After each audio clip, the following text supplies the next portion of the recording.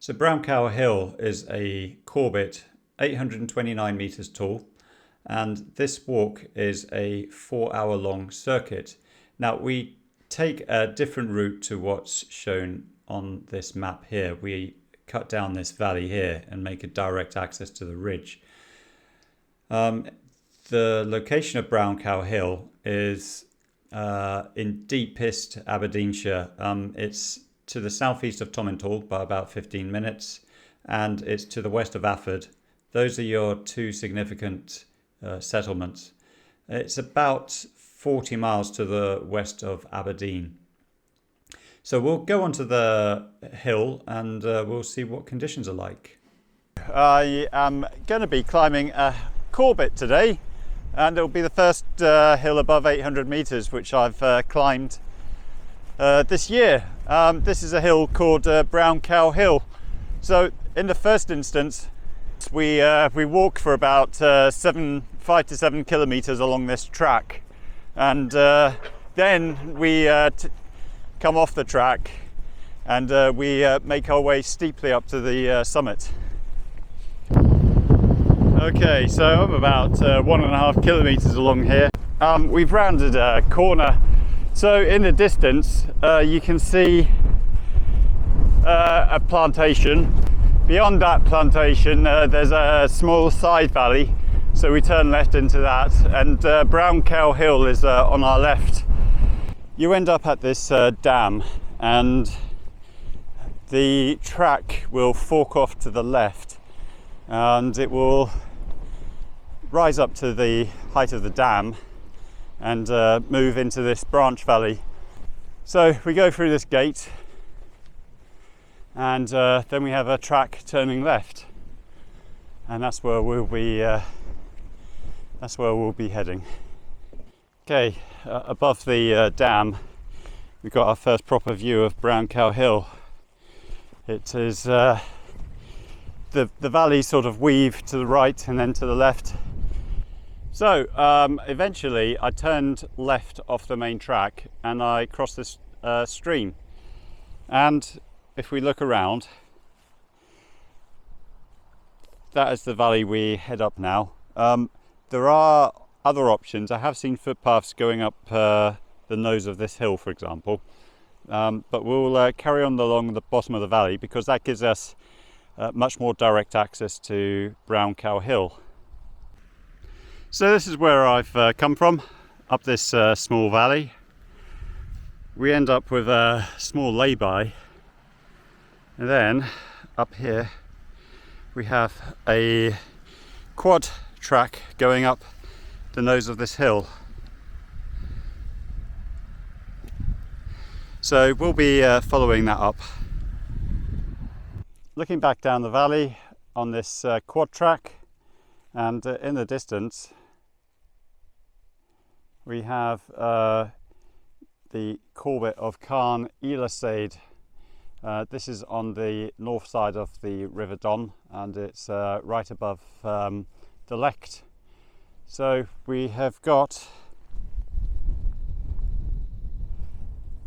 this to go up now. I reckon there's about 20 minutes more walking to do. So it's onwards. And the wind isn't quite so bad up here compared to the valleys, which is quite nice, although maybe I've said that a bit too soon. So I'm now on the mountain ridge. We'll get a better view further up. We don't go that way, that's towards Ben Avon. You can just see a hint of Ben Avon covered in snow, but we'll go this way and make our way to the summit of Brown Cow Hill. Okay, so walking on the mountain ridge, we've got this quad track to walk on, and it's a fine day, that's for sure, and cold, breezy, very chilly.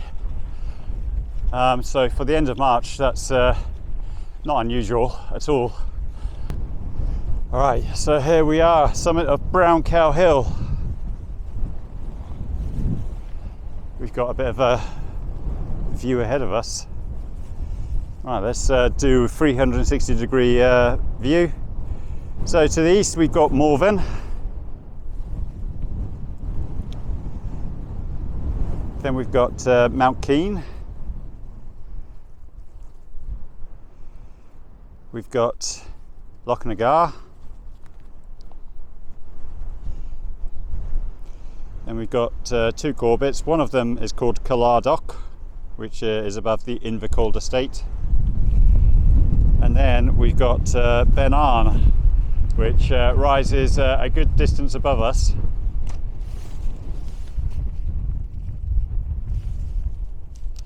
This is another Corbett. My name, I forget the name, but it's near Nethybridge.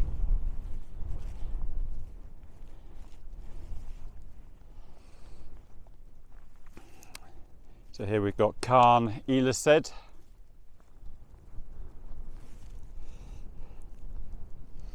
We've got Ben Rinnes, way out in the distance we've got Benahi. This is the second time I've been up here in about 5 months. First time I was up here it was completely covered in cloud, and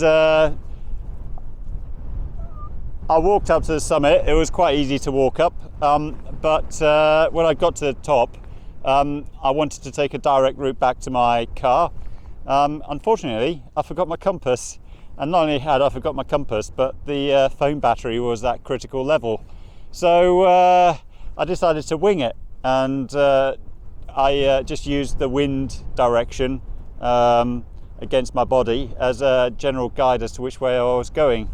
And the consequence of that was that I ended up starting to go in circles. I was 2.5 hours late back to the car, but it was a good lesson in making sure that even though it's a short walk, you always pack a compass. Today we've got much clearer skies, so I don't think there's going to be any such trouble walking back, but it's going to be quite rough and peaty on the way back down, so we'll see how that goes. So we're walking along the quad track just on the north side of the ridge here, and when we get to the next rise up we'll be turning left, and we end up walking along this quite broad ridge down to the saddle point before this lump here. Let's just zoom in on this. Yeah, there's a lump in the foreground there, so we don't go that far. When we get to saddle point, we turn right. It's quite boggy down there, lots of peat hags, so pretty rough going. But eventually we end up at a track, and then the rest of the way down is straightforward. Well, it's quite a bonny view, I think.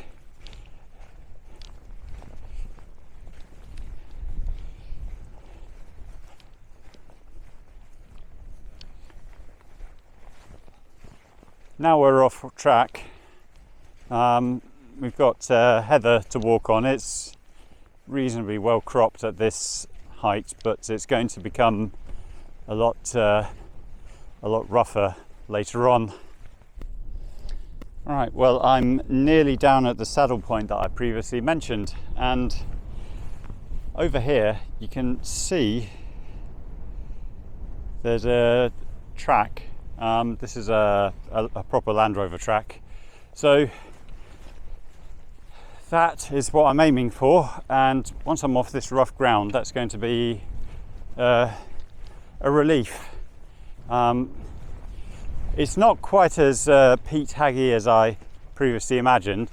The ground is partially frozen, and that does help quite a lot, but not very many deep peat hags have manifested themselves on this route. So I get onto this Land Rover track, and it's quite a relief. It feels like a much easier ride now. It swings down to the left, and then it just follows the valley down, and nearer the bottom we get close to Corbett Castle. So we have a small plantation which is a bit of a yardstick, and now you can see the Corbett Castle coming up. So we're much closer to Corbett Castle now. We've got a footpath which comes off the left, and what this does is contour around this hillside whilst the track continues to drop down the valley, and it just means we don't have as much uphill to go on. Okay, so nearly at the castle, just got this gate to go through. So we skirt round the outside edge of this fence. So we've got the car park in sight, and we just head through this gate, then we're onto the main track down there. So it started off with blue skies, and now we've got some cloud coming in. So it's going to be, I think there's going to be some rain later on tonight. And yeah, it's taken me about just under 4 hours to complete this walk. And it's a walk I've done about 4 times, maybe 5 times. And it feels it's a short walk with some good views on the tops.